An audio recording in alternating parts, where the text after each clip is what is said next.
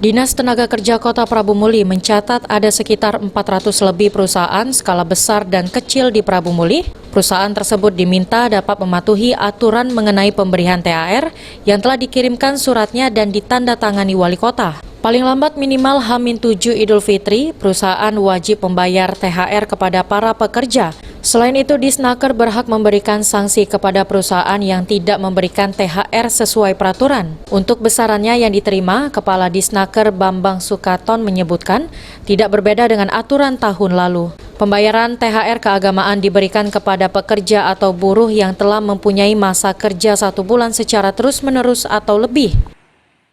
Minimal 1 minggu sebelum Hari Raya, THR itu sudah diberikan kepada karyawan-karyawatinya. Di perusahaan-perusahaan yang tidak mematuhi ketentuan yang sudah diberikan oleh pemerintah pusat akan diberikan sanksi sesuai dengan peraturan yang berlaku.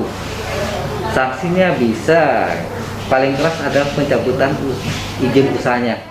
Sementara itu, untuk menerima laporan pekerja atau buruh terkait tunjangan hari raya, Disnaker juga membentuk posko pengaduan THR.